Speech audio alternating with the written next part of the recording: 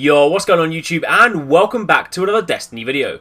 Now in today's video, I want to talk to you about this, Husk of the Pit, which is arguably one of the rarest common auto rifles you will ever need to look for. Now the reason this is so good and the reason you're going to want this is because this upgrades into a legendary auto rifle. Just like how you can upgrade a rare version of Murmur, which is a fusion rifle, into a legendary version of Murmur, you can upgrade this Husk of the Pit common auto rifle to a legendary auto rifle, which is known as Eidolon Ally. But it doesn't stop there. Eidolon Ally can then be upgraded to Necrochasm, which is an exotic arc damage auto rifle that fires 900 rounds a minute and triggers a Curse Through style explosion when you kill your enemies. I spoke about this before the DLC came out about how you can upgrade certain weapons, and this is the other one everyone's been looking for. Now the reason it's taken people so long to find this is because it's believed it's only just been added to the game. Up until today, the only other sightings of this gun were from a couple of people that were actually playing Destiny the demo version. And if you look at footage of that, you'll see that the reload animation has since changed from when they were using it to when we're using it now. So it's likely Bungie were tweaking the weapon and have now since updated it and then put it back in the game. Either way, you probably don't really care about that. All you want to know is, where do I get this? So allow me to show you. In order to get this weapon, you'll need to kill a specific mob, the Blade of Crota. If you remember, there are those enemies that now spawn around the Earth, the Moon, and various other locations, where you will typically see 3 acolytes on the ground summoning this guy, and then he'll spawn in and he's got a sword. If you kill him, he drops the sword and you can run around with it. Well, that guy also drops this, Husk of the Pit. So what you want to do is you want to farm them. Now there's a couple of different ways you can do it. If you jump over to the director and you go over to Earth, you can either jump into a patrol mission, and then if you know the spawn locations, for example, as soon as you drop in, to the right there is a cave, and to the left there is an underground passage. They're places where the sword will spawn. However, the easier way to do it, and the better way to do it, would be to go up to here, the very first Dark Below mission, the Fist of Crota. If you select this one, and you select your difficulty, now I don't really think this makes a difference, because I do know people that have got this on normal difficulty, but I personally got it on hard, so I'm going to do this anyway. But you select the hard difficulty, and then you jump into the mission.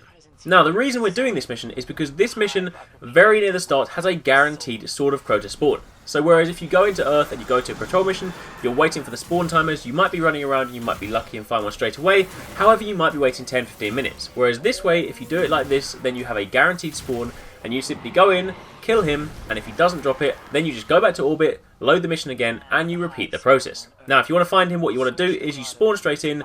You can run past all these enemies. You know, I'm a hunter, so I'm going to go invisible and just sprint past, but you don't need to do that. You can just sprint straight past them, then go through, follow the pathway around, and you'll get to this opening here, and you'll see 3 acolytes on the floor summoning the Sword of Crota. You just simply wait for him to summon, you kill him. If he doesn't drop the weapon, go back to orbit and do it all over again. Now the weapon won't drop as a white engram, nor will it drop as a small white triangle. It will simply appear on your screen, so there's no way you're going to miss it. Make sure you're not carrying 9 things in your primary weapon slot, just in case it doesn't drop, because I don't know whether it will get sent to your postmaster, so the safest option would be to at least leave 1 or 2 slots in your primary weapon slots.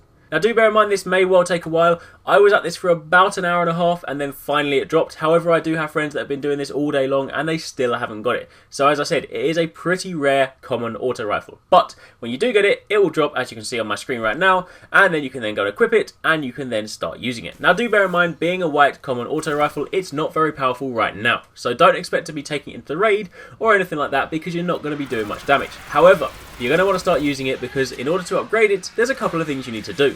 First up, this weapon has a perk, Cannibalism, and it reads, the Husk exudes a sense of sinister satisfaction when used to expire its former allies. In other words, it gets pleasure out of you killing other Hive. So in order to level this up and max this out, you need to use this weapon to kill Hive. So, in order to do that, and the best way to do that, yes, you guessed it, you know exactly where I'm going to go. We're going to go over to the moon, go to the very first mission, and you're going to go and jump over to the part where he says, we've woken the Hive. And then you go and kill a load of enemies, and just before the checkpoint, you let them kill you, you respawn, and you do this over and over again. You'll see right now that I've still got a little way to go. If I bring this up, you'll see that I've probably only done the first third of this. I only spent the morning doing this, so I am going to go and do some more time this evening, but for the time being, that was just about, say, 3, 4, maybe 5 runs in the Woken the Hive thing, so it doesn't take that long. I imagine probably 1 to 2 hours with this, and I'll have it maxed out. But then you'll see, in order to complete this, in order to complete the upgrade and turn it into the legendary auto rifle Eidolon Ally, I need an embalming orb. So where do you get that from? Well, if we now jump back to the tower, I will show you.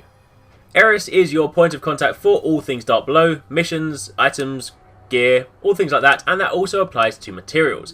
So if we go and speak to Arekkz, you will see that she sells exactly what we need. Right down here, the first one is Rune Core. That's used to upgrade the rare version of Murmur to the legendary version, but this one here, Embalming Orb. This will set you back 10 Black Wax Idols, but in order to buy it, you need to be Crota's Bane rank 3. So you can see right now I am rank 2, so I've got a little way to go, so I'll probably have that done in the next couple of days, but once you have that item and you've maxed out the Husk of the Pit, the Cannibalism perk, you can then combine these two together and you will get this Eidolon Ally, which is much more useful to you, especially if you're going into the raid, because this will be a new level 32 weapon with 331 damage, and it has its own unique set of talents, but as I previously mentioned, it doesn't stop there.